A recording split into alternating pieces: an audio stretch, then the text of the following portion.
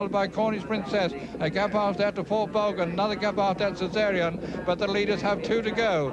And as they come now towards the second last, Prince Rock now getting going again, and he looks a danger now. They have 2 to go, but it's Sebastian battling on well, holding the upper hand as they come now towards the penultimate fence. It's Sebastian in the lead from Prince Rock over in second place. Third to jump it will be Cornish Princess. Then comes Herminius, and he's followed then by Flying Orchid, but they have 1 to go, and this is Brook Blanc National. As they come to it, it's Sebastian in the lead. He made just about all the running, and Cornish Princess now comes to take second place. Prince Rock now relegated to third, and as they stay on now, Cornish Princess real danger, and it's Cornish Princess getting right up on the far side, and Cornish Princess now takes it with Richard Hoare, and what a gap this is going to be as they come up towards the line. Cornish Princess for me, just the winner on the far side from Sebastian. Then Dawlish, then What Do You Know, and then Sea Pigeon making ground towards the outside, but it's Anna's Prince being pressed now by Gathering Storm, Davidson, Lone Eagle, then Tenora, then Dawlish on the outside, then Sea Pigeon making good progress, but they're coming down to the second last hurdle, and it's still Anna's Prince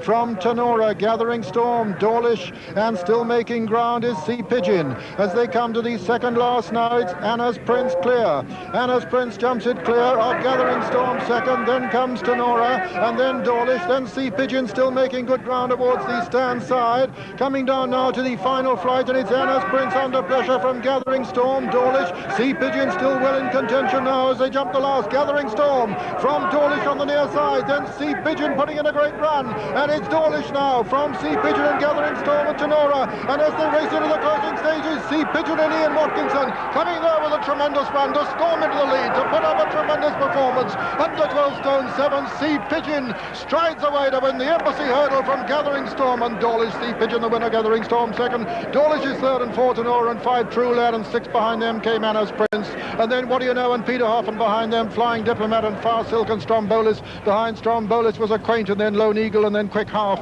and behind Quick Half was Davidson, and the last to finish was Flash Imp. And so the result of the Embassy Hurdle is first number 1, Sea Pigeon, owned by Mr. Pat Muldoon, trained by Peter Easterby and ridden by Ian Watkinson. Second was number 21, Gathering Storm, owned by Mr. D.H. Bunn, trained by Josh Gifford and ridden by Jerry Enright. And third was number 15, Dawlish, owned by Mrs. Brown Jenks, trained by Eric Cousins and ridden by Richard Lindley. And fourth, number 6, Tenora. So Pat Muldoon wins his first race since his horses left Gordon Richards for Peter Easterby, and Sea Pigeon immediately gets a William Hill quote of 10 to 1 for the champion hurdle. After a really storming performance, there's Ian Watkinson on one of the luckiest chance rides of his career. Peter Easterby and Pat Muldoon both hoped to get John Joe O'Neill, who knows this horse well, but he was claimed by his stable for What Do You Know. So Ian came in for this cracking ride, having of course won the Hennessy Gold Cup on Zeta's Sun earlier in the season, and in the interim secured 2 significant victories on one of his big Cheltenham prospects, John Cherry. Well, here's how he rode Sea Pigeon with remarkable coolness to win the Embassy Hurdle, as we see it again with Richard Pittman. As we see them coming to the last, Sea Pigeon is only 6th. You can hardly see him. He's behind the orange colours on the left of the picture there. He's got a lot to do, but what a masterful piece of riding by Ian Watkinson, not wanting to hit the front too long. And he's 2 from the left there, coming through to challenge. At this time, it's Dawlish on the left with Gathering Storm from Josh Gifford's stable, and Sea Pigeon on the outside coming to deliver his challenge. What a beautiful piece of riding by Ian Watkinson, because this horse has been known to stop when he's in front and must be timed to perfection. Ian Watkinson now pushing him out, Sea Pigeon, with 12 stone 2 on his back. And there, Dawlish running his best race since finishing second in the sweeps to Irish fashion, and Gathering Storm from Josh Gifford's stable, who's been off the track for a year until his latest run. A tremendous weight-carrying performance by this top-level horse. And there is Sea Pigeon being unsaddled, and while he is, we have the starting prices for you. First, Sea Pigeon, 9-2 favourite. The second, Gathering Storm, 10 to 1. The third, Dawlish, 20 to 1. And fourth, Tenora, 14 to 1. Privileged to be here tonight, and I'm going to try my best to. But Can't you see I'm working? I'm the real Apollo Creed. You stole my script. You stole my script.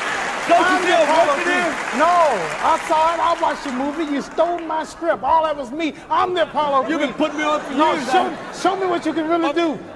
Show me what you can really You do. know my real name, don't you? No, show me. Kid Salami. Show me what you can do. No.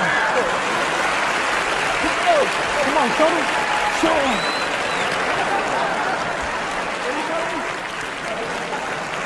Hey, man, nice picture.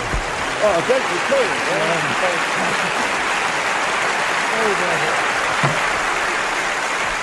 Approach the pond fade and Supreme Halo now a real danger to Flitgrove as they take off, and there's little to choose between them. Flitgrove still just the leader from Supreme Halo, and now Andy Turner looking round for danger and still quite content to sit there quietly and bring Tree Tangle to the outside of the leading two, with Flitgrove with his white face still just in the lead from Supreme Halo, Tree Tangle, Miss Boone and Bowler's Head.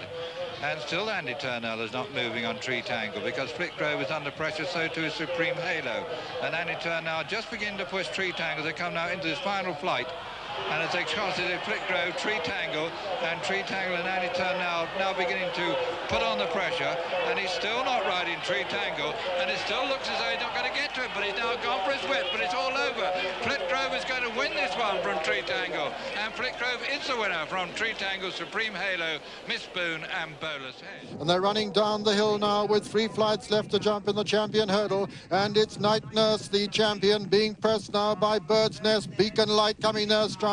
Dramatist towards the outside as they come to the third flight, third from home now. Sea Pigeon making good ground towards the outside, and as they jump it, it's Beacon Light now from Night Nurse and Bird's Nest, and then comes Master Monday making good progress, but Night Nurse fighting his way back on the inside now. Paddy Broderick and Night Nurse as they come towards the second last now, and it's Night Nurse on the inside. Over on the far side, it's Dramatist with Bird's Nest.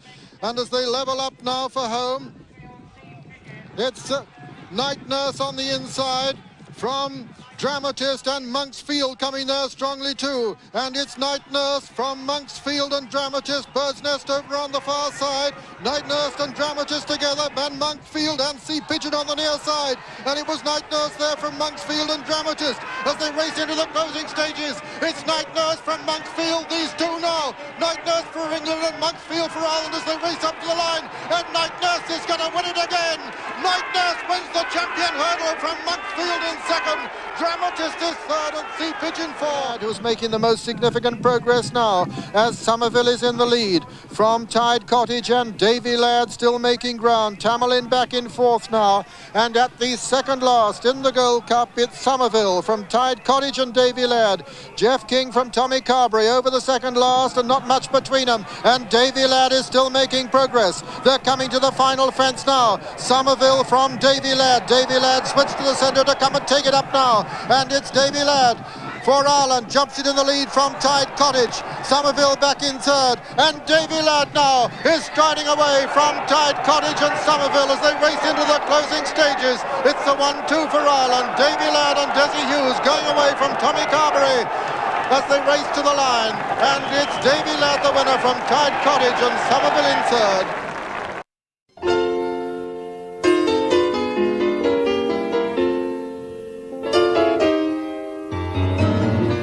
Nobody does it better.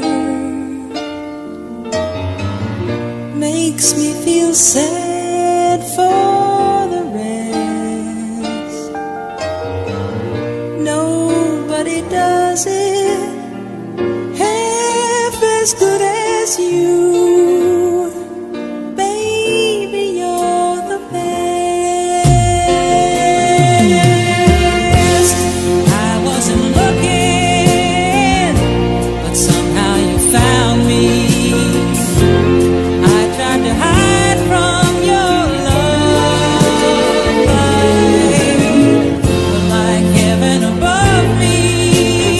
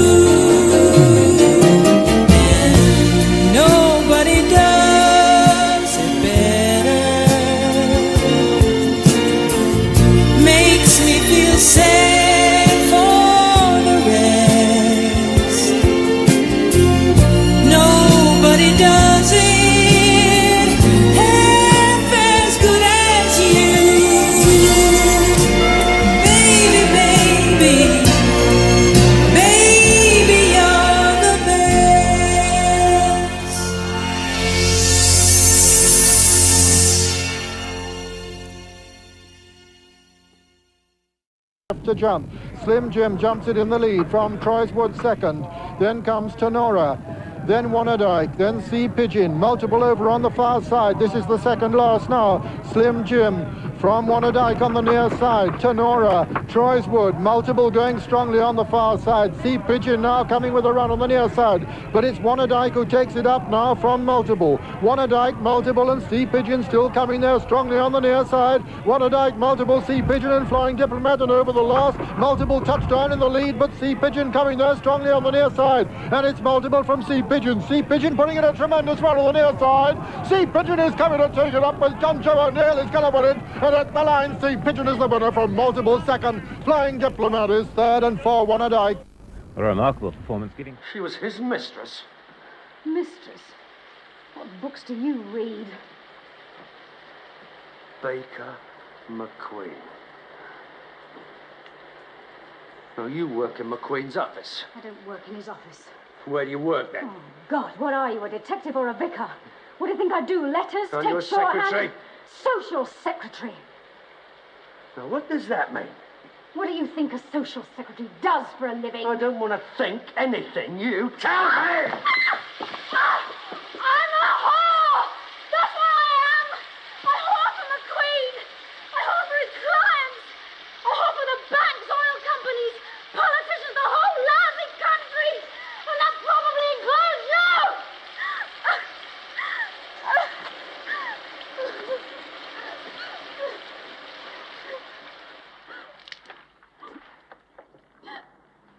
People like me and Janice are laid on to entertain anyone rich and powerful enough to matter. How do you rate Sweeney? Can you afford $1,000 a night? That's what they pay to screw me.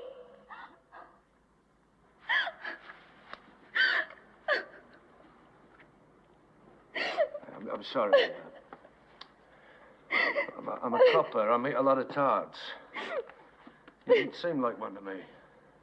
It's Night Nurse from Peterhoff and Monksfield being pulled out to challenge in between Peterhoff and Night Nurse as they jump the third last. Night Nurse made a mistake there, and a bad one by the champion. It's Night Nurse from Monksfield now. Little Monksfield with a fraction advantage as they come to the second last. It's Monksfield and Desi Hughes and Night Nurse on the far side, and Night Nurse wasn't too clever at that one either. And it's Monksfield now from Night Nurse, and Night Nurse under pressure. And is this going to be Monksfield getting his vengeance? And it's Monksfield on the near side, Night Nurse on the far side. And it's Monksfield on the near side, Night Nurse on the far side. These two fighting it out. Night Nurse is fighting his way back on the far side.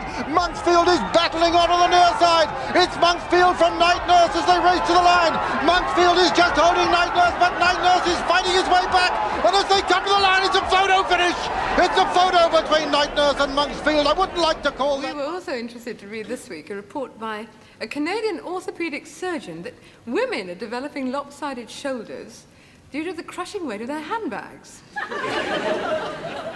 We think it's rubbish. Every woman knows we keep the barest minimal essentials in our handbags, don't we? Well, anyway, we went out in the streets to prove the surgeon completely wrong. Checkbook. Checkbook. This is getting quite heavy.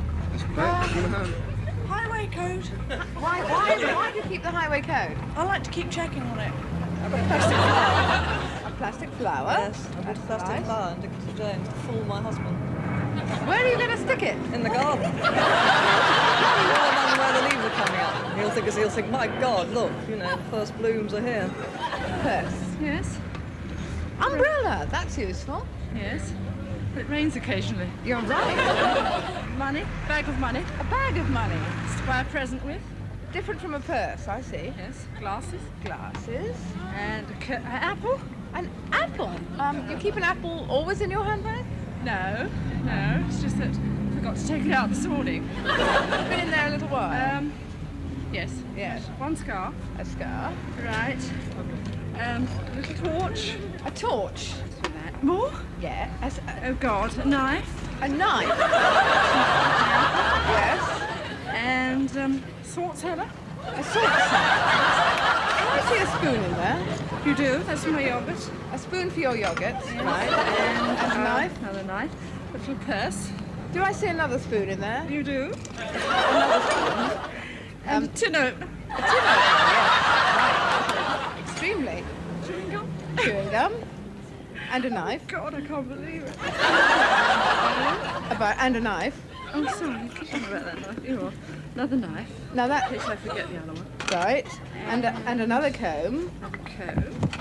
And, is that an India rubber down there? It is. An India rubber, right. And, my knitting thing. Your knitting thing. Yes. Do you want all this in there? You seem to have a screw in there. Pick those up for husband because he has a bike. How many spoons is that? 3 spoons. 3 spoons, right. What was that for? Oh, a basket I bought in Peter Jones. Right. A mirror. A mirror. Another chewing gum. Another chewing gum. Yes. And what?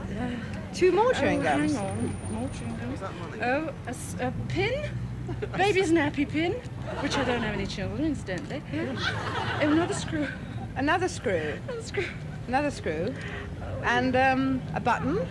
Oh, yes, a button. A button. Pin and screw. And some more screws. Why have you so many screws, madam? I don't know. I don't know what that is. Do you know what that is? It's like a pair of pants. Yes. I think that's it, don't you? All this fitted in a handbag. How big?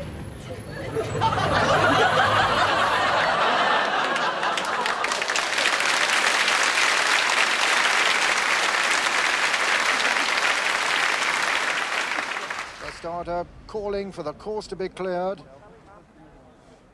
Now, you all right? The contestants, he asked them if they're all right. And this looks like it, they're off. And Spitting Image on the far side is the first to show of that group, and Boomdocker on the near side with Andy Pandy and Nerio right up with him, and San Willen and Brown Admiral.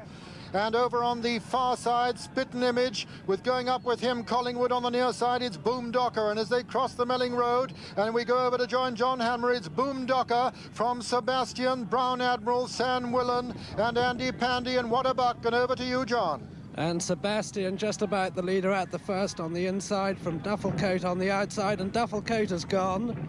He's the first one to go. It looked as if Spitting Image went as well. Willie Watt has gone. And as they go to the second fence, it's Sebastian in the lead from Prince Rock, then Brown Admiral, then Forest King, then comes Andy Pandy. No fallers at the second fence, and at the third, the big ditch, at Sebastian in the lead from Prince Rock and Brown Admiral and Forest King, who made a mistake. The fall there, Davy Ladd has gone, and Innie Carrow has gone. Verrater has gone, and also Royal Thrust, and over to Julian Wilson. And over that one, Sebastian led towards the centre. Towards the far side is Prince Rock. Towards the stand side is Boomdocker with San Willen. Brown Admiral just behind the leaders. Then comes Hidden Value. And tracking the leaders on the far side is Sage Merlins. They jumped the one before Beecher. Sebastian over in second, Boomdocker. Then came Hidden Value in the centre. Prince Rock towards the far side, and also behind that on the far side is Sage Merlin. Then comes Brown Admiral as they race down towards Beechers, with Sebastian leading from Boomdocker, Prince Rock, Hidden Value, and Brown Admiral over Beechers. Sebastian over, and Sebastian's gone at Beechers. Sebastian's a faller. Another faller, Songwriter, is brought down at the back of the field, and Winter Rain is also a faller at Beechers, and Castle Rudder is a faller at Beechers, and Lord of the Hill also, and Charlotte Brew is just over. She's over last of all, and she's been badly impeded. But over the next one, and racing down towards the canal turn, is now Boomdocker in the lead from Brown Admiral second, Hidden Value is third, then comes Prince Rock and Forest King on the inside of Sage Merlin. Then comes San Willen and Andy Pandy as they jump the canal turn, and over it was Boomdocker from Brown Admiral, Hidden Value. A bad mistake there by Forest King. In fourth place is Prince Rock, fifth is Forest King, sixth is Sage Merlin, then comes San Willen behind that, and Andy Pandy and Roman Barr, and then comes Red Rum as they jump that one, and still out front is Boomdocker. Boomdocker by 10 lengths from Brown Admiral second, Hidden Value third. In fourth on the outside is Prince Rock with Sage Merlin. Then comes Forest King as they jump the next, and we rejoin John Hammer. And Pengrail was a faller at the first, and so was Warbonnet, but it's Boomdocker out clear of Prince Rock. Then Sage Merlin is in third place. Over this next fence, Boomdocker over in the lead, not so far in front now of Sage Merlin. Then comes Prince Rock, then Brown Admiral and Hidden Value. And then comes Red Ram, who's going well. And as they go to what will be the third last on the next circuit, it's Boomdocker out clear. Sage Merlin is second, Prince Rock third. And Prince Rock went there. And that leaves Hidden Value in third place. Then comes Andy Pandy and Red Ram and Brown Admiral. Then comes Roman Barr and Forest King. And as they head towards the 13th fence, it's Boondocker out clear of Sage Merlin, Hidden Value, Andy Pandy and Red Rum. And Charlotte Bruce still going as out we join Peter O'Sullivan. And Boondocker a long way clear. Sage Merlin heading the remainder ahead of Hidden Value. Then comes Andy Pandy, then Red Rum. Just in behind them come Brown Admiral going strongly, and Roman Bar and Forest King. But as they come down now towards the 13th, it's Boondocker a long way clear of Sage Merlin, who's going to jump it second. Jumping it third is Hidden Value. Red Rum and Andy Pandy next, followed by Roman Bar and Brown Admiral. Then comes Sir Garnet going well. As they come down to the next, Boondocker well clear of Sage Merlin. And then closely grouped are Red Rum, Happy Ranger, Andy Pandy, Hidden Value, Brown Admiral, Waterbuck, Sir Garnet. Behind Sir Garnet is Nerio coming to the chair now, Boondocker. Boondocker a long way clear at the chair. And he's over the 15th, clear. Sage Merlin comes in to jump it second, and he's down. Sage Merlin a faller there. Hidden Value jumps it next from Waterbuck. Andy Pandy, behind them Brown Admiral. Then comes Red Rum and Roman Bar, and then Sir Garnet and Boondocker clear over the water. And it's Andy Pandy who leads the next group over the water, followed by Hidden Value and Waterbuck and Brown Admiral, then Roman Bar, and then comes Red Rum, then Sir Garnet on the inside, then Sandwither and Forest King and Nerio and Happy Ranger, then the Pilgarlic, then comes Churchtown Boy. On the inside of Churchtown Boy is Zeta's Son, and behind them come Eye Catcher, then Collingwood, then Carroll Street, and the Songwriter. A long way back behind the Songwriter is Gay Vulcan, then Foresail. Behind Foresail is Charlotte Brew, just taken the water, getting a cheer from the crowd as going down out into the country. Boondocker is a long way clear of Andy Pandy and Waterbuck, and Barony Fort still continuing, and over to John Handbag. Docker refused when well clear at the 17th, and this leaves Andy Pandy in front, all the leaders over that safely. It's Andy Pandy out clear himself now of Hidden Value, then Waterbuck on the inside. Then comes Red Rum, and they're over the 18th. And all the leaders once again jumping it safely, though a mistake by Collingwood, and it's Andy Pandy coming to the ditch in the lead from Waterbuck, Hidden Value, Red Rum, then Roman Bar, Brown Admiral and Nerio. Then comes Sir Garnet and Forest King. And going to the 20th fence, it's Andy Pandy clear of Waterbuck, then Nerio, and then comes Roman Bar, Hidden Value, Red Rum and Brown Admiral, and over to Julian Wilson. Yes, and Andy Pandy is well clear from Waterbuck in second place. Towards the outside is Red Rum, who's going really well as they come down to the one before Beaches, and Andy Pandy is 10 lengths clear over it. Andy Pandy from Waterbuck over in second, Nerio's over in third, then Red Rum towards the outside. Behind those are Happy Ranger, then Brown Admiral, Churchtown Boy rather behind that. Just behind that is Sir Garnet. Towards the inside is Brown Admiral, and Hidden Value as the leader. Comes to Beaches Book for the second time, and Andy Pandy is down. Andy Pandy down at Beaches. Nerio is also down at Beaches, and Brown Admiral's gone at Beaches as well. But the rest of the field are over, and coming to the 23rd fence, it's now Red Rum disputing it with Waterbuck. Just behind these is Churchtown Boy, then Happy Ranger and Sir Garnet. And over that one, it's Red Rum who leads. Red Rum is the leader as they race down towards the canal turn. Red Rum from Churchtown Boy and Waterbuck, then Happy Ranger, and behind that is the Pilgarlic and Sir Garnet as Red Rum jumps the canal turn in front.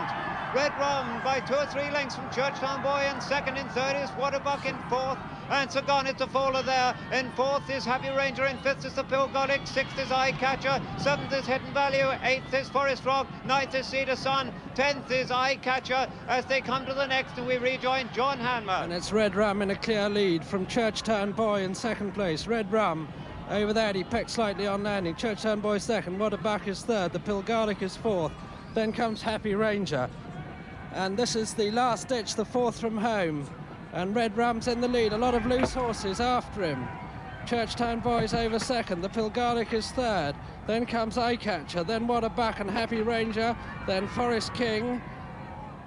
And Carroll Street is next, and at the third last, it's Red Rum over in the lead, chased by Churchtown Boy. The Pilgarlic is third, Eye Catcher fourth, Waterbuck is fifth, Happy Ranger is sixth.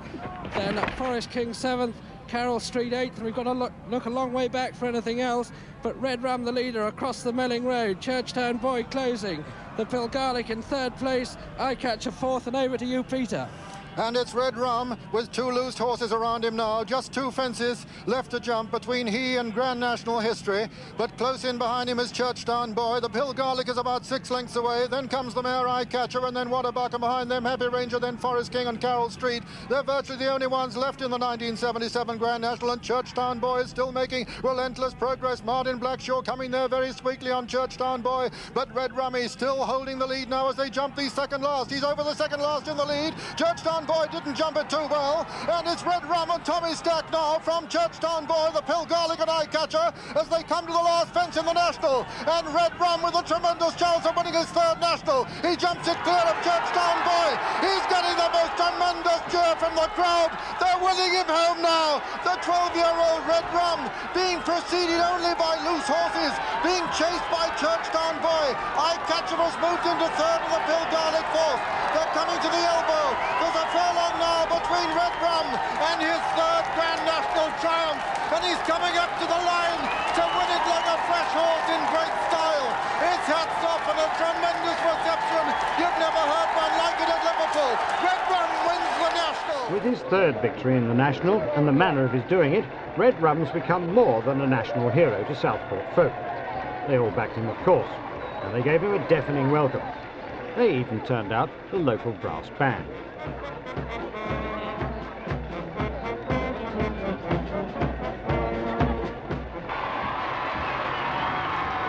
You'd think after 4.5 miles and 30-odd huge fences, he'd be off for a good snooze.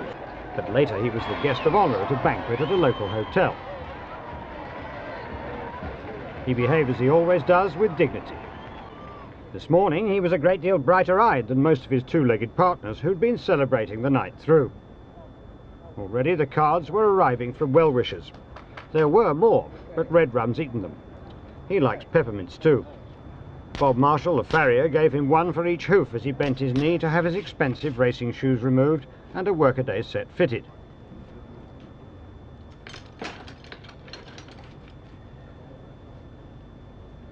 Then it was out into the morning sunlight with his lad, Billy Beardmore, who looks after him, ready for a walk through the streets.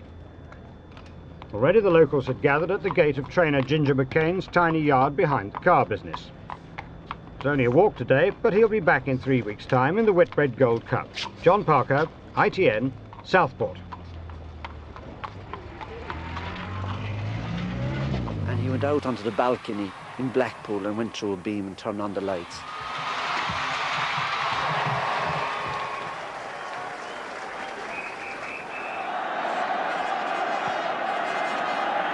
The Queen!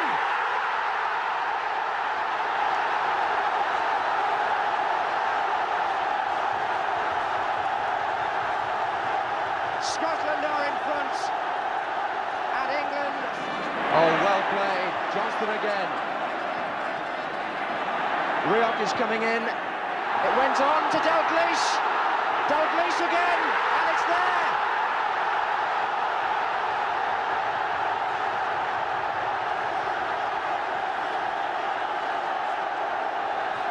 Scotland go 2 goals up. Ali McLeod celebrates. Got it back from Pearson. The Queen went in, and the referee has given a penalty, has he? Last couple of minutes. And he does.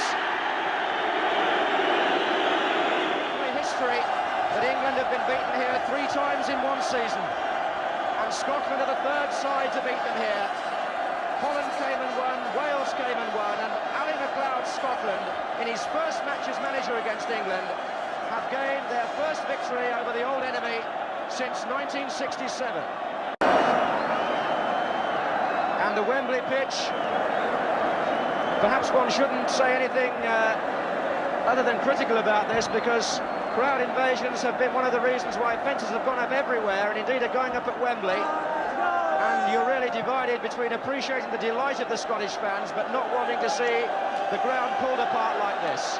They've even knocked the goals down and broken the... Eye Catcher, lean forward, that's the leading 5. They're closely followed by Station Master, then comes Varouche, and they have 2 more fences down that far side. It's Steve Jobard, an our addition, in the lead, being pressed by Eye Catcher. Then comes lean forward Ghostwriter. Just in behind them, then comes Gay Vaughan, then comes Andy Pandian, Station Master. And so they make the bottom turn for the last time. and it's our edition in the lead from Andy Pandy and Ghost Rider. And those three are now going clear of Lean Forward, Eye Catcher and Station Master on towards the third last, the Pond Fence, and it's our edition in the lead from Andy Pandy and John Berg. Bill Smith on Ghost Ride. That's the leading three. They're well clear of the others, who are headed by Eye Catcher, Lean Forward and Station Master, and the pressure really on in the Whitbread Gold Cup as they come now into the Pond Fence for the second and final time. Andy Pandy a real danger to our edition as they jump it, and there's a little tube between them. Ghost Rider, I think, has shot his bolt, and so they swing now into the homeward turn, and it's Andy Pandy on the outside, our edition on the inside. Ghost Rider close up in third. They're well clear of Eye Catcher. This is the second from home, and Andy Pandy now the leader from our edition on the inside. Ghost Rider being driven strongly there by Bill Smith. They have one to go as they come now in towards this final fence. It's Andy Pandy under pressure, but he jumped it well from Ghost Rider over second. Our edition, John Burke on Andy Pandy, striding on well from Ghost Rider, and a clear-cut victory must be here for Andy Pandy as he comes up towards the line. Andy Pandy wins the Whitbread Gold Cup from Ghost Rider in second place. Our edition is third. Sea Kestrel behind them, Zarzatane, Sea Pigeon going very well towards the outer, Echo Summit going well on the inner, and as they come up to the winning post with one more complete circuit, it's Reba Barrow in the lead from Night Nurse and Mark Henry and Seven the Quadrant and Sea Kestrel and Minstrel Song, and Lily Langtry and Zarzatane and Echo Summit and Sea Pigeon and Night in Town, who's lost ground, then assured, and then comes True Lad, and finally Ranksburn, the tailed-off Montreal boy, getting an ironic cheer from the crowd as Reba Barrow leads them right out into the country, and Edward Hyde kicking on now for a bigger advantage as Night Nurse chases him. Mark Henry is third, 4 Sea Kestrel, 5-7 the Quadrant, 6 and under pressure is Minstrel Song, 7 and making good ground is Echo Summit. Lily Langtry losing ground on the inner, Zarzatane going up there on the outer, Sea Pigeon going very well in behind the leaders with assured upsides him. Night in Town has dropped right out of it, so's Ranksburn. True Lad is getting nowhere, and it's Reba Barrow in the lead from Night Nurse in second. Mark Henry is third, 4 Zarzatane and 5 Minstrel Song, 6 Sea Pigeon, 7 Echo Summit and 8 assured, as they've got half a mile to run now in the Chester Cup, and Reba Barrow and Edward Hyde now being chased by Mark Henry, who's gone second. Night Nurse is third, but Sea Pigeon is still making relentless progress. Then comes Zarzatane, and they're racing now towards the home turn, and it's Reba Barrow, and the one that looks the danger here is Sea Pigeon as he's coming there very strongly to overtake Mark Henry. They're swinging into the straight now in the Chester Cup, and it's Reba Barrow being pressed by Sea Pigeon in second and third Mark Henry, and this looks all over for Sea Pigeon as he races round Reba Barrow on the outside. As they run into the straight, Sea Pigeon and Mark Birch come to take it up on the near side, and Sea Pigeon looks as though he's going to storm away with the Chester Cup. It's Sea Pigeon from Reba Barrow and Mark Henry as they race into the final 100 yards. Sea Pigeon going away from Reba Barrow and Mark Henry, the rest of them strung right out, and Sea Pigeon comes up the line to win the Chester Cup from Reba Barrow in second. Third is Mark Henry, 4 True Lad, 5 is Night Nurse. Deb has made it all up to this point from Pamela Jane in second place, Freezer Secret, the leader stablemate, in third place. Then comes Miss McCarty and Edward Hyde making a move towards the outer. Owen on the inside. They're immediately pressed by Dunfermline, Western Star, but they have 3 furlongs still to go, and it's Vaguely Deb still the leader from Pamela Jane, Freezer Secret.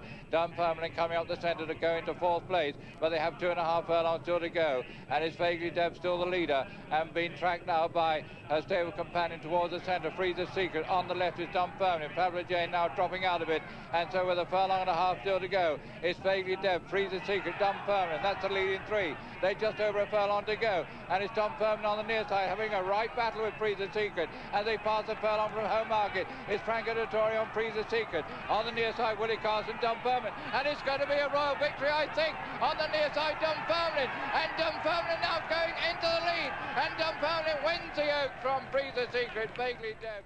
It was possibly the greatest day of my life at that time, because Her Majesty, I spoke to her on the telephone after this, because she wasn't at the track.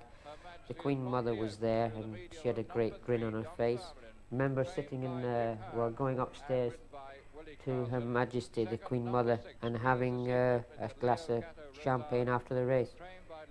Great. Most marvellous feeling. I still have that tingle. In the same ownership.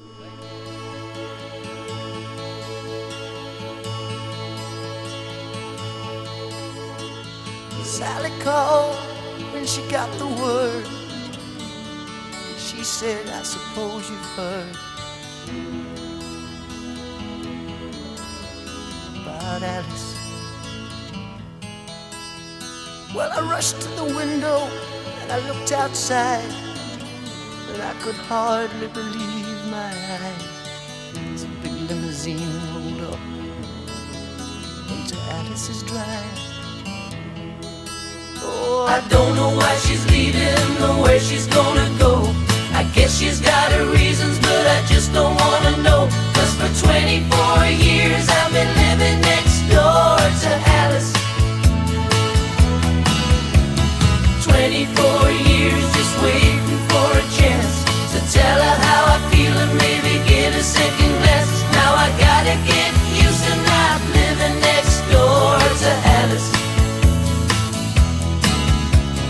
We grew up together, 2 kids in the park, carved our initials deep in the bark.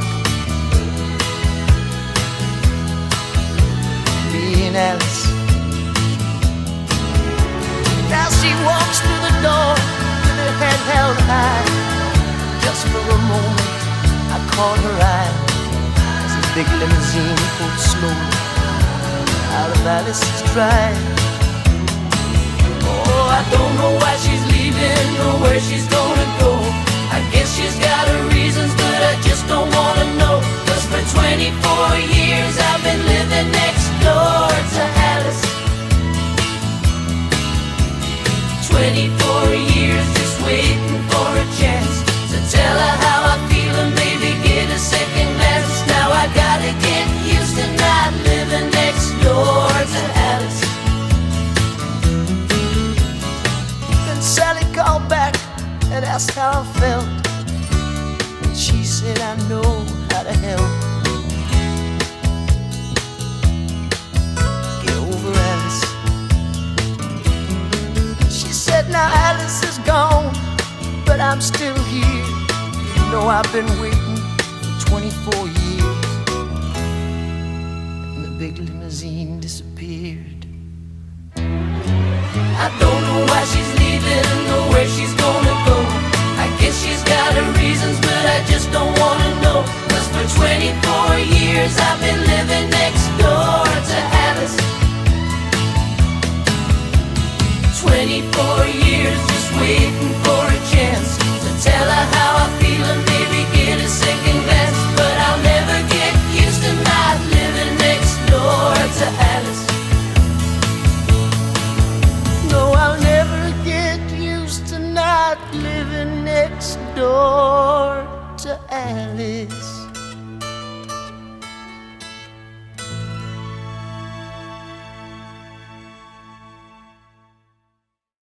And it's $1 Million Man on the far side of Baudelaire as Lucky Sovereign goes up to join them. Just in behind them come Nebbiolo, then Caparello, and then Be My Guest. Looking to the back markers, it's Sultan's Ruby and Lordy Door.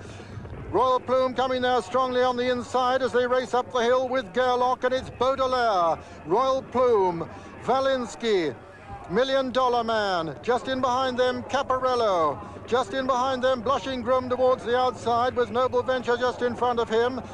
The Minstrel's one of the back markers, and Night Before has been pulled up. Paderi has pulled up Night Before, and it's Baudelaire now as they race to the top of the hill.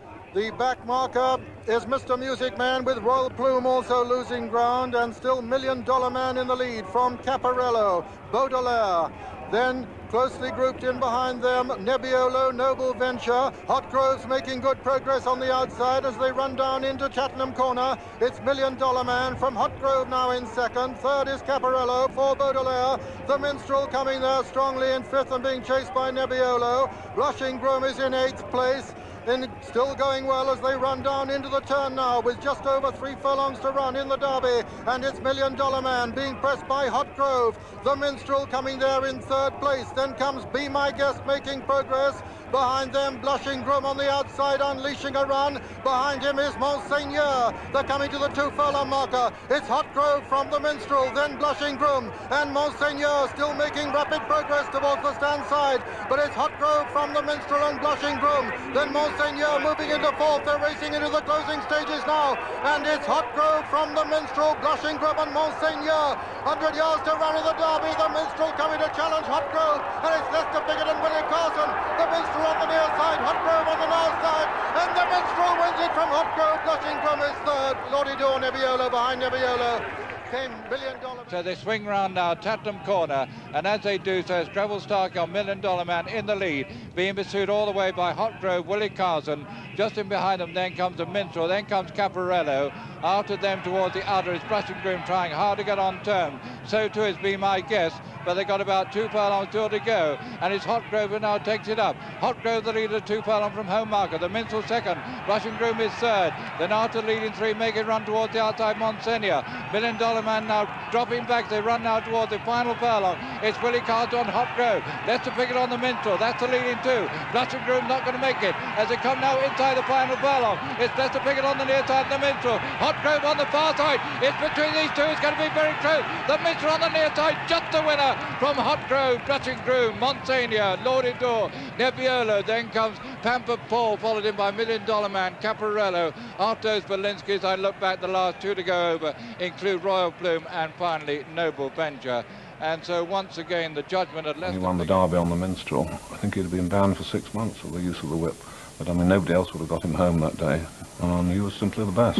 Getting like a repeat performance every year. Leicester marvellously done. It was our first big year with 3-year-olds, and we went through the winter with great expectations of the Minstrel and Clunaro winning the 1,000 guineas and the 2,000 guineas.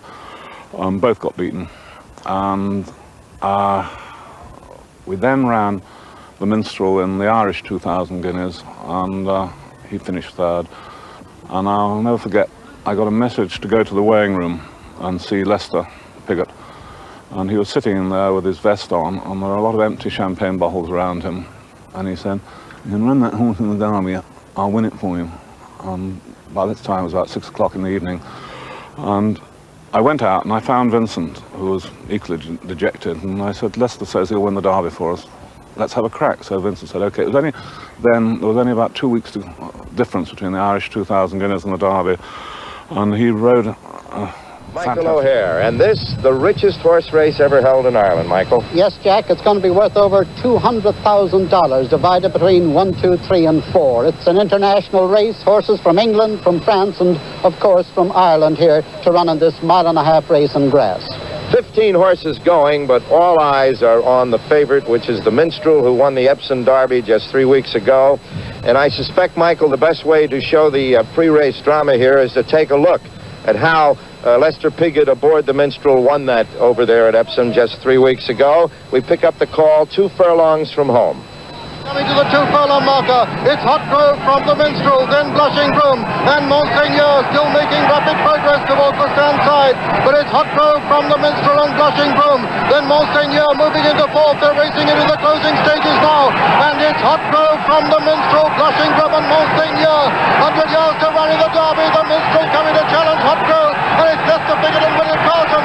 The Minstrel on the near side, Hot Grove on the north side, and the Minstrel wins it from Hot Grove. Blushing Groom is 3rd. Unlike the large Nijinsky, the Minstrel is small and muscular in appearance, far more like his sire Northern Dancer. Because of his type, the Minstrel's stamina was suspect in Ireland in spite of his recent win in the Epsom Derby. During most of the Irish sweeps, he was held back in the pack and always started to make his move from the outside, turning into the home stretch. Lucky Sovereign is coming, but here comes the Minstrel. They're coming to the furlong pole, and the Minstrel being challenged by Lucky Sovereign now on the near side. And Classic Example moving on the inside with 150 yards to go. There's nothing going to beat him. He's hanging like blazes over to this side. He's going down to the line, and it is the Minstrel who's the winner. In second place, Lucky Sovereign, then Classic Example, Orchestra, then the 2 Frenchmen, Herculano, and alongside him, Monseigneur. After that comes... And she's done it! A fairy tale come true. She wins 4-6, 6-3, 6-1. And what could be more appropriate, the Queen here to present the trophy in her Silver Jubilee year. A magnificent victory for Virginia Wade, and a popular one indeed. Dorian frees the secret. They hit the 3 furlong from home marker, and it's Artes still the lead from Lucky Wednesday. And Artes is going well in the lead because Lucky Wednesday's under pressure in second place. They have just over a quarter of a mile still to go. And the Hope of Ireland, Artes in the lead. Lucky Wednesday is second. They're going clear. The French challenger now moving to third. That's Arctic Turn. They have a furlong and a half still to go. Artes still at the head of affairs from Lucky Wednesday. Arctic Turn now in third place. Freeze the Secret fourth. And so they hit the final furlong. It's Artes and Lucky Wednesday trying hard to get on turn. But I don't think he's going to do it. But Artes is not finding much more. But Artes has still got the advantage to come up towards the line. Artes about 2 lengths from Lucky Wednesday. They have 25 yards to go. And Artes wins the Jockey Eclipse Stakes from Lucky Wednesday. Then comes round the home turn in the Gold Cup. It's Buckskin from Sagaro and Bruni. Buckskin with a 3-length advantage over Sagaro. Bruni the grey coming there on the outside, and as they level up for home, 2.5 furlongs to run in the Gold Cup now, and it's Buckskin being chased by Sagaro and Bruni coming there on the outside. It's Buckskin from Sagaro, then Bruni, and Citoyen fighting her way back, coming down past the 2 furlong mark now, and it's Buckskin from Sagaro. Then comes Bruni, then Citoyen on the right of the picture. It's Buckskin from Sagaro. Lester Piggott looking to his left for danger, thinks he's got Buckskin cold, and it's Sagaro now going into the lead as they race inside the closing stages. Here comes Ascot History. Sagaro's riding away from Buckskin, and Citoyen as they race up towards the line. Sagaro's going to win it for the 3rd time. I'm going to post home of that at the line. Sagaro the winner from Buckskin, second, Citoyen third. A young John Gosden, assistant to O'Brien, helped Piggott into the saddle.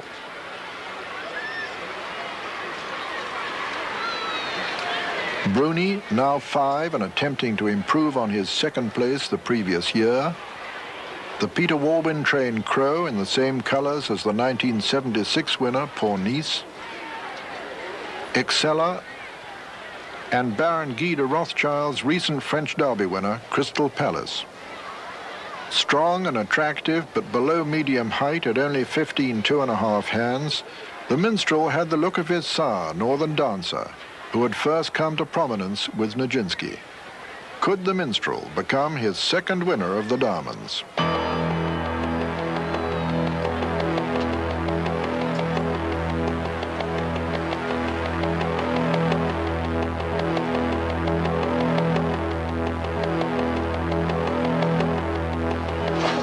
And that away. Rafissimo on the inside. The minstrel starts a little bit slowly as the back marker, and it's Rafissimo on the inside of Crystal Palace and Mart Lane. Mart Lane going on now from Crystal Palace and Rafissimo. Then comes Lucky Wednesday. Then Excella on the inside of Trainer's Seat, and then Orange Bay. Then comes Bruni on the inside, and now Norfolk Air has been relegated to last place, and it's Mart Lane from Rafissimo and Crystal Palace and Lucky Wednesday, then Excella, then Trainer's Seat and Orange Bay. Bruni on the inside, the minstrel. And the back marker is Norfolk Air as they run down now into Swinley Bottom. Mart Lane from Lucky Wednesday and Rafissimo and Crystal Palace and Trainer's Seat. Excella on the inside. Then comes Orange Bay. Just in behind Orange Bay, the minstrel who's made a little bit of progress. Bruni's on the inside. Crow's on the outside of the minstrel. And Norfolk Air's the back marker. And now they're just coming up towards the 7 furlong pole in the King George of the 6th and Queen Elizabeth Diamond Stakes. And it's Mart Lane in the lead from Lucky Wednesday and Rafissimo and Trainer's Seat, and then comes Crystal Palace, then Orange Bay and Excella, then Crow on the outside of Bruni, then comes the minstrel, and last is Norfolk Air. Past the 6 marker now, and Mart Lane taking him along at a tremendous pace from Lucky Wednesday in 2nd. Orange Bay is now going 3rd. Trainer's Seat is 4. 5 is Rafissimo. 6 Crystal Palace. Then comes Bruni and Crow, and then Excella, then the minstrel, and Norfolk Air is last. And they're passing the 5 marker now, and it's still Mart Lane for Ireland from Lucky Wednesday in 2nd. 3rd is Orange Bay. Then comes Rafissimo and Trainer's Seat. Then Bruni and Crystal Palace and Excella, and the minstrel making progress. Crow is now one of the back markers with Norfolk Air, and they've just got 3.5 furlongs to run now. They're racing towards the home turn, and it's still Mart Lane and Edward Hyde from Lucky Wednesday in 2nd. Orange Bay. Then comes Bruni. Behind Bruni is Trainer's Seat. Then the minstrel making ground with Crystal Palace. 2.5 furlongs to run in the King George of the 6th and Queen Elizabeth Diamond Stakes, and it's Mart Lane being pressed by Orange Bay. Here comes the minstrel unleashing a run towards the right of the picture with Bruni upsides. Then Crystal Palace and Excella behind him. They're racing towards the furlong pole now, and it's Orange Bay who strikes the front. It's Orange Bay now from the Minstrel. Excella putting in a great run towards the stand side. It's Orange Bay being tackled by the Minstrel and Excella. And as they race into the closing stages, it's the Minstrel from Orange Bay and Excella racing up towards the line. The Minstrel from Orange Bay and Excella. And as they come to the line, the Minstrel is third, and four Crystal Palace, Norfolk Air, Mark Lane and Lucky Wednesday and Bruni behind them. Trainer Seaton Crow and last Rafissimo. Officially it's a photo. Fitted with blinkers for the first time, Orange Bay had stayed on to the line. The crowd were undecided and rushed to see who returned as the winner. The Minstrel had won, but only a short head separated them at the finish.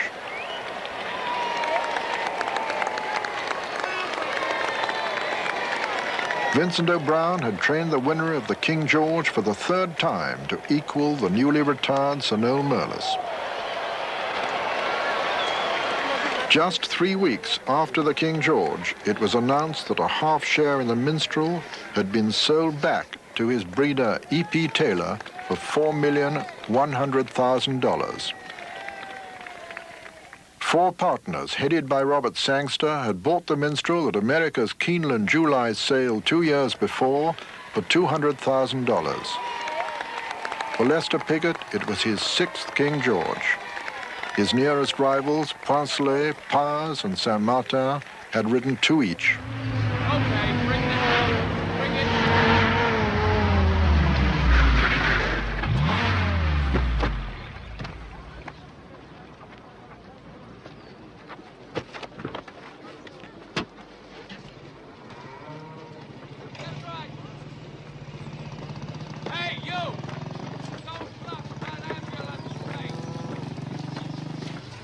Sir, not now, sir.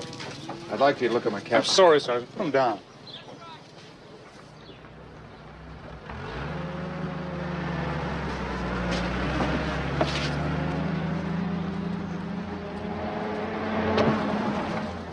What in the name of hell do you... Tell me to put him down, sir. Look, Sergeant, I'm in no mood for crapping around. Colonel, if you don't look at him right now, he's going to die. Dead now. It'd mean a lot to me, sir, if you check him out. Come on, Sergeant. For Christ's sake, get him out of here.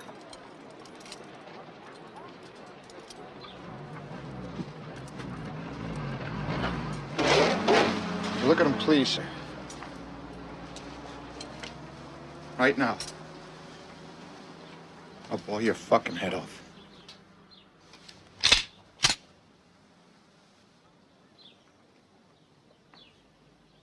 Right now.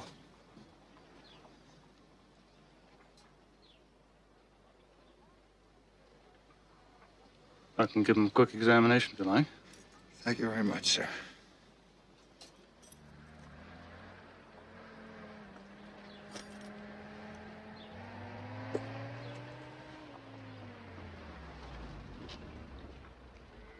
Son of a bitch. Orderly! And Tug of War going well within himself comes right there. And Assured right up on the outside also there. And Sea Pigeon's about 6 at the moment, but now picking up ground. And so they have about 2 furlongs still to go. And it's a little choose between Assured, Tug of War. Then comes Palmerston, Sea Pigeon trying hard to get on term. Great Baron also coming there with a run. And so they come now towards the final furlong. It's Tug of War, Assured, Great Baron, Sea Pigeon on the near side. And inside the final furlong, Tug of War. On the near side is Sea Pigeon and Mark Birch. They've got about 100 yards still to go. And it's Tug of War holding Sea Pigeon. And they come now inside the last 50 yards. And Tug of War wins it from Sea Pigeon, Great Baron. Hatter putting in a bit of a run over on the far side, but it's Amaranda now from Hatter, then Rough Love, then Petty Purse as they race into the closing stages. Amaranda being pressed by Hatter, and Hatter coming to take it up, and in 2 strides Hatter's taken it up and got on the win from Amaranda second and Rough Love to Piggott. Clear of, now in second place Free State, then comes Nebbiolo, Mrs. McCarty towards the outside, they're coming down towards the furlong pole, and it's Arteus from Free State in second, then comes Relkino third, Mrs. McCarty 4, racing into the final 150 yards, and Arteus is well clear of Free State. Relkino in third, Don finishing well 4, then Mrs. McCarty and Jollibee, but Arteus is going to win this one well as they come to the line. It's Lester Piggott than Arteus the winner. Second is Free State, very close for third. 1977. Tumble Down Wind, he ran in the Rouse Memorial Stakes on the last day.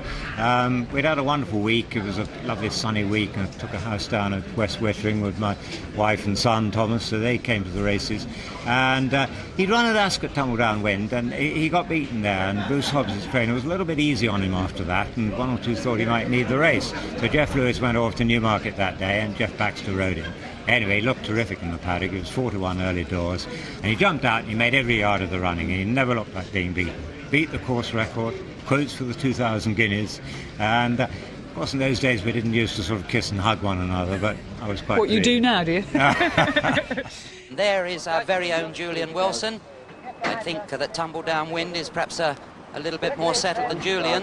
And it's Tumble Down Wind from Goblin in second, General Wade, La Rose. Bourgeois is under pressure, and it's Tumble Down Wind from Goblin, then General Wade, then La Rose. Tumble Down Wind as they race towards the furlong pole is clear of Goblin, General Wade and La Rose. And Jeff Baxter has this one sewn up well inside the furlong marker. It's Tumble Down Wind striding away from Goblin and La Rose, gonna win it cozily. It's Tumble Down Wind striding up to the line from Goblin, and at the line Tumble Down Wind wins the Rouse Memorial from Goblin and La Rose. And so the result of the Rouse Memorial Stakes, first number 5, Tumble Down Wind, owned by Mr. Julian Wilson. There he is. You see a smile on his face as often. Just over half a mile out, and it's Sultan Ruby with the field closing in on him. Palmerston nears the rails, then towards the out of the stripes, that's Georgian Girl. Then right on the outside is Sea Pigeon. The also stripes there are Chance Bell. Then comes Grey Mountain, finally Dutch Street. And so they hit the 4 furlong from home marker, and it's Sultan's Ruby still just a lead from Palmerston, although Palmerston could be a fractional leader here. Then on the outside is Georgian Girl. Sea Pigeon still makes ground on the outer to go fourth. 3 furlongs still to go, and there's little to choose between Palmerston, and it's Palmerston just a fractional leader from Georgian Girl. And Sea Pigeon coming there with a sweet run on the outside, but they have just over 2 furlongs still to go, and it's Georgian Girl now the leader. Palmerston under pressure on the far side. Sea Pigeon just in behind Georgian Girl on the near side, and so inside the final quarter mile, Georgian Girl now being attacked by Sea Pigeons. Between these two, they have just over a furlong to go. It's Georgian Girl on the far side, Ian Jenkinson on the near side, Sea Pigeon, Mark Birch, Palmerston in third place, Sultan Ruby now dropped to fourth, then comes Chance Bell, but it's Sea Pigeon wearing down on the far side, Georgian Girl, but they're locked together as they come now to the last 100 yards. It's Georgian Girl and Sea Pigeon now just inching the lead, but I don't know, it's a very near thing. Georgian Girl for me fought back and got the advantage from Sea Pigeon, and a gap out there to Palmerston. Then comes Sultan's Ruby, followed by Chance Bell, Grey Mountain, and finally Dutch Street. And needless to say, it has gone to a photo. Whether fitness told there, Sea Pigeon, who's come back from a rest, may just have needed that extra little bit of work in him. He may have won it, but I rather favour Georgian Girl. But we shall see very directly. In fact, any moment we should be able to take up the closing stages, and it'll be interesting to hear from Ken Butler what his idea of the outcome of this, the White Rose Handicap, is likely to be. But they are the two principals. Sea Pigeon on the right, Georgian Girl on the left. It's between those two. And Grey Mountain now coming to join them because he finished well out of the shake-up. But it was a great ding-dong battle through the closing stages. Let's view it once again as we rejoin you, Ken. Well, I absolutely agree with you. Mark Birch riding a peach of a race on Sea Pigeon, if he had been fit enough, because Georgian Girl, who's been under pressure for fully 2 furlongs out there, is still under pressure, and Sea Pigeon just cruising up on the outside, and Mark Birch biding his time. But as they pass the furlong marker, just about here, Mark Birch asks Sea Pigeon to go. He goes, but not with that exhilarating acceleration which we've seen in so many of his previous races, possibly, as you say, lack of condition. Mark Birch still thinks he's got it all sewn up. I don't think, in fact, he's got his head in front of quite at this stage. The angle's a bit deceptive, but he still thinks his horse is going to lengthen his stride and go away and win.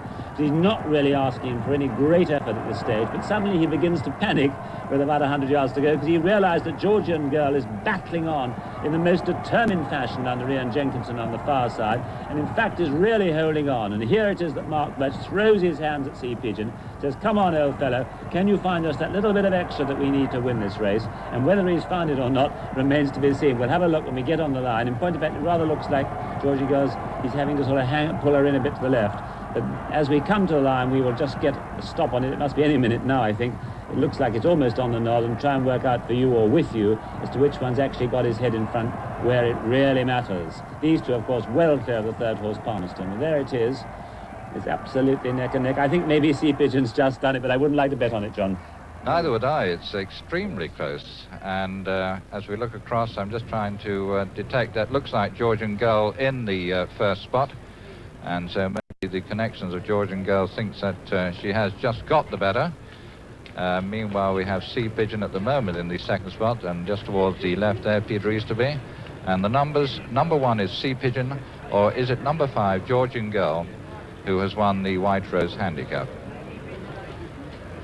Well, we had a dead heat here yesterday for a minor placing, but whether indeed these two have got to share the spoils, I don't think so, because it'd be quite obviously the minimum margin of a short head.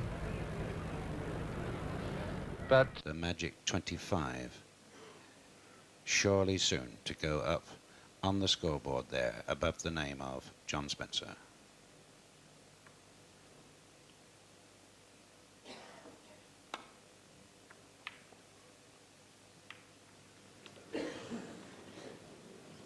Well, the red has gone over the top pocket, the pink over the center.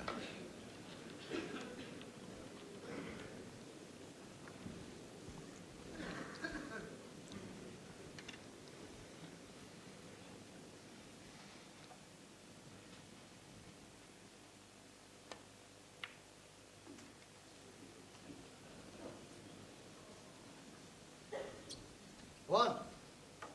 Now he's looking at the black.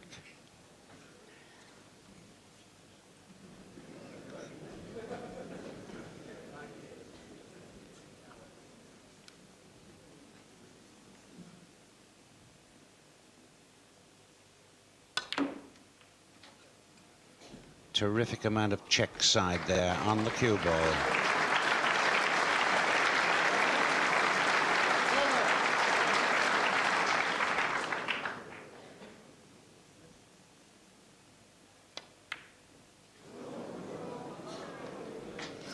Not an easy one by any matter of means. And Spencer quite content to put another. And in fact, Cliff Thorburn, the great sportsman he is, has conceded that our 46th frame. And it is after 46 frames out of the 49 of this World Snooker Championship final that John Spencer takes the world crown for the third time. The world champion 1977. John Spencer receiving from John Goodchap his cheque for £6,000, and now the world trophy, which he... the final furlong, and Relkino is now the danger. Relkino now goes on, and Willie Carson and Relkino now in the lead. Our players are not finding anything at all. They've got 150 yards still to go, and Willie Carson going for the job. They come out towards the line. It's Relkino now 2 or 3 lengths clear of our players. Orange Bay finishes third. 150 yards to go, and the Legends been able to coast through about 10 lengths clear. Classic example. They come towards the line. A very smooth cut victory here for a Ledge, being eased right on the line. Classic example. About a furlong and a half still to go, and it's Leiter now in the lead from Grandleaf, putting a determined bid on the far side.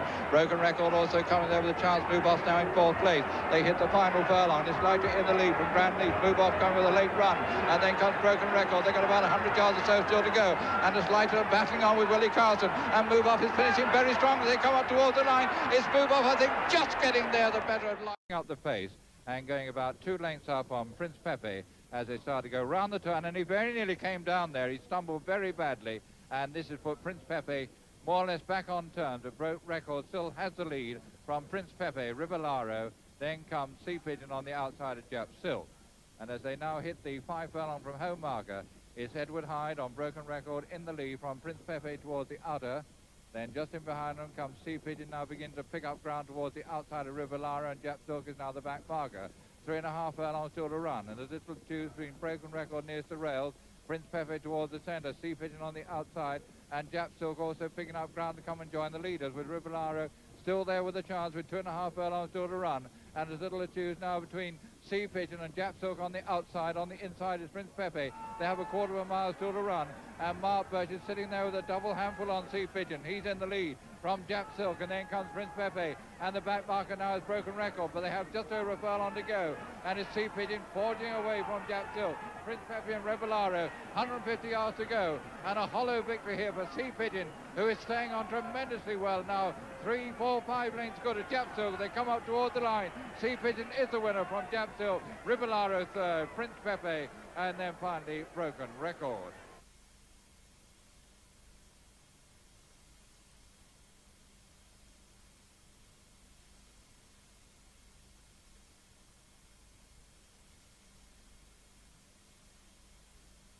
Robin's Nest, starring Richard O'Sullivan as Robin and Tessa Wyatt as Vicky. Got some very irritating habits. Such as?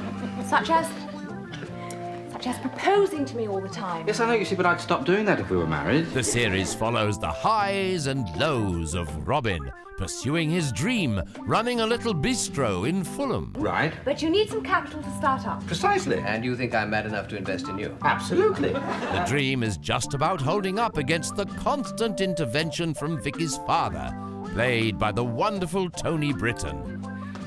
I'll hum a few bars of Havana Gila and see if he starts tapping his toes. Along with their disaster-prone dishwasher, Albert, played by David Kelly. Kitchen, it's raining. Join us every weekday at 5:30 p.m. Is there something wrong with him? Forks to the left. They're running now towards the final furlong. It's Heel and Jamie. Then comes Broom Seeker, Future Forest, and John George coming with a run. And Jenny Splendid right there on the far side. And they've got about 150 yards still to go. And it's John George who's now gone into lead from Future Forest. They come towards the line. It's going to be a photo, but John George to me just about a furlong and a half still to run. And there's still little to choose between relative ease. And also coming with a bid there is John George, and Calabina also unleashing a run towards the far side. But they come now inside the final furlong. It's Calabina on the far side. John George on the near side. They come now the last 150 yards. It's Willie Carson on John George now going into the lead as they come up towards the line. John George going to win it, but only just. Oh boy, just about in the lead towards the centre. Noss on the rail towards the left. Then on the far side making ground is Gwent. And so on towards the final 2 furlongs.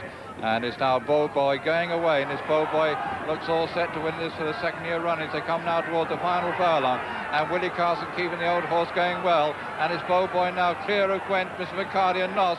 They've got about 150 yards still to go, and it's Bow Boy just been driven along there. He's about 3, 4, 5 lengths of good over Gwent, running on in second place as they come towards the line. Bow Boy wins it from Gwent in second place. Mr. McCarty. It's alleged by a couple of lengths only from Dunfermline, who's closing all the time.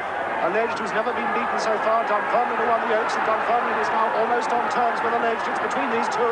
They've drawn right away from Classic Example, coming now down towards the distance, and Dunfermline goes into a lead. Dunfermline ahead of Alleged on the inside rails, inside the final furlong, and it's Dunfermline and Willie Carson. Could this be another Royal Classic? Alleged is fighting back, but Dunfermline has the advantage. Racing to the line, Dunfermline is going to win it, and at the line, Dunfermline is the winner. Alleged is second, and these two are miles clear. And it's Trying My Best in the lead from Sexton Blake on the far side. Tannenberg is finding no more. Running on the 4th place is Camden Town. They've got about a furlong still to go, and it's Trying My Best being driven along by Lester Piggott. And then on the far side, Sexton Blake. Pat Henry now puts Camden Town under pressure, but they've got about 150 yards still to go. And it's Lester Piggott on Try My Best going away from Sexton Blake and Camden Town as they come out towards the water line. Try My Best. Air Trooper Radetzky coming there, and Trusted. It's Air Trooper on the near side, and Trusted on the far side. Trusted now getting the upper hand of Air Trooper and Radetzky. And as they race towards the line, it's Trusted and Air Trooper. Trusted wins it from Air Trooper. It's a photo from Alleged being pressed by Balmerino. Alleged on the far side, Balmerino and Hutchin, and comes Dunfermline on losing a great run, but Alleged is going to hold him at the line. Alleged wins it from Balmerino. It's a photo for third. But they have just under 5 furlongs still to go, and it's Lochranza, Sailcloth and Irish Poet. They're the clear leaders, and they're followed then in 4th place by Meadow Monarch. Then right against the rails too is Grand Trianon, and so on towards the last half mile. Sailcloth now takes it up from Irish Poet in his white pace towards the outer. Lochranza now drops back to be 3rd. Then making ground steadily towards the leaders too is Grand Trianon and also Flame Tree the Grey. And then just in behind them comes Lucent. But they have about 3 furlongs still to go, and it's Sailcloth in the lead from Lochranza now fighting back to be 2nd. Then coming up into 3rd place, Moonlight Rag. And then just in behind them, making ground too towards the far side is Flame Tree, but they have a quarter mile still to go. And it's Sailcloth in the lead from Lochranza. Then comes Moonlight Rag, Celtic Pleasure under pressure in 4th place. Then comes Carrageen. Sea Pigeon now makes ground, but got a lot to do. And they have about a furlong, just over a furlong to go. And it's Sailcloth holding on the lead from Celtic Pleasure. That's the 1-2 as they hit the final furlong post. And it's Sailcloth in the lead from Celtic Pleasure. Then comes Carrageen in 3rd place. Moonlight Rag is in 4th, but they come now inside the last 100 yards. And it's Sailcloth and Taffy Thomas in the lead, being pressed all the while by Celtic Pleasure. But Sailcloth wins it from Celtic Pleasure. Carrageen over in 3rd. A gap after that to Moonlight Moonlight Rag. Sea Pigeon finishes in 5th place in front of Lochranza. After them comes Lucent. Lucent is then followed in by Green Jacket. Then comes Flame Tree, Amber Valley, Peerless Prince, and also Voucher Book.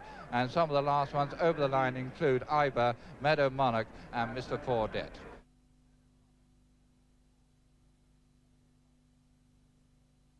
I limber up in the dressing room before I go on. I'm not sure if you're not getting me at it. No, I'm not. No, not till later. But I'll tell you something. No, I'll tell you, when I'm in the dressing room, I limber up. I'll give you an idea. Just about sort of 10 minutes before I go on, you've got to get in. You know, you can't just walk out there. You know, you've got to get into the feel of everything you're going to do. You've got to go, and this is me limbering up before a show. You see, I go, from the ocean way. I said this at the Brighton Conference, I said this at the Brighton Conference, I said this at the Brighton Conference. Hello, good evening, and welcome. I want to tell you a story. By Jove, I needed that.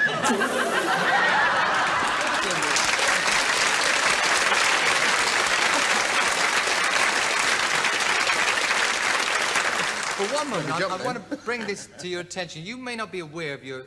it is, to my mind, it's a supreme ability to be able to change from one character quickly, as you were doing earlier on when you were doing your stand-up spot out there. You were just changing so quickly. I mean, you've got a very mobile face, haven't you? You know, it's... And your eyes seem to move all the time. Yeah, well, I think that it's not a... You know, people say... they say, you know, that this and that and the other is clever. Nothing's clever, really. I think we're all gifted, Des, in this business. We're gifted, and when God gives us a gift, if you're talented, it's the way you apply that gift. That's where the talent comes in. And I just happen to have a mobile face. I mean, I can use, for instance, an eye. You know, I can sort of bring one eyebrow. Now, once I've got that, I've got 3 very famous people. For starters, I've got Columbo. I want to tell you something, Mr. O'Connor. My wife is a great fan of yours. She thinks you're terrific. Every week she says Mr. O'Connor is a great entertainer, especially when he does Name That Tune. I told you at rehearsals that wouldn't get a big laugh. But if you keep the same eye where it was, you've also got Patrick Moore, which is rather fascinating. Coming down to the second last flight now, and it's Night Nurse from Regent's Garden, then Dramatist and Bird's Nest. This is the second last flight now in the Beulah Hurdle. Night Nurse and Regent's Garden. Night Nurse lands in the lead from Regent's Garden, then comes Dramatist, and Night Nurse under pressure, and Regent's Garden has a fractional advantage on his outside now as they round the home turn, and Dramatist is coming there, and breathing down their necks is Bird's Nest. They're coming to the final flight now, and it's Dramatist on the stand side. In the centre is Regent's Garden, and Bird's Nest coming there on the far side. Dramatist is going to land in the lead. Dramatist just in the lead from Bird's Nest. Night Nurse over on the far side, then Regent's Garden, and it's Bird's Nest now going away from Dramatist and Night Nurse and Regent's Garden as they race into the closing stages. It's Bird's Nest being pressed by Dramatist, but Bird's Nest is going to hold him, and as they come to the line, it's Bird's Nest from Dramatist, and Bird's Nest wins the Beulah Hurdle from Dramatist second, and Night Nurse third, and 4. Tingle Creek out in front still from last year's winner, Spanish Tam. Tree Tangle, the favourite under Andy Turnell, is now up in 3rd place. The next 3 all come close together. They're playing fences and all jumping pretty well at this point. Still Tingle Creek, runner-up last year, out in front, but Tree Tangle, the favourite now, is upsides of last year's winner, Spanish Tam. They dispute 2nd and 3rd, and now Tree Tangle has gone into 2nd place, and the favourite really going well. He hasn't been out yet this season, but he doesn't seem to be unfit, far from it, because he's now within about 3 lengths of Tingle Creek as they start to turn for home now. They're roughly a half a mile from the finish, and it's Tingle Creek who's led from the outset, being pressed now by Tree Tangle. These 2 are clear now of Spanish Tam. Perambulate running on well into 4th. Then comes Screen, and finally Manor Hall. All 6 runners in your picture as they come on now to the pond fence, which is the 3rd fence from home, the 11th of the 13, and Tingle Creek still in the lead, but not by much now as Tree Tangle gets closer. He hit the top of the fence. Several of them brushed through the top of that fence. They're all on their feet though as they run now to this, the 2nd from home, and it's Tingle Creek making a bold bid to make all the running. Tree Tangle in 2nd place still, but only just because both Perambulate and Spanish Tam are closing on Tree Tangle. So as they race for home, this could be a real exciting finish here, like we've had so often in the past. This is the final fence now. Tingle Creek up and over, terrific leap from the last. Perambulate took it just seconds from Tree Tangle third. Running for home now, and Tingle Creek, I think, is going to prevail. Perambulate is the danger now. Perambulate running on very strongly, but I don't think he's going to quite catch Tingle Creek. Perambulate closing all the time, but Tingle Creek is just going to hang on at the line. Tingle Creek is the winner. Perambulate is second. Then Tree Tangle the favourite third. Spanish Town fourth. Then a Hall in the end ran past Screen Snake fifth, relegating Screen to be the back marker. What a tremendous finish, a dramatic...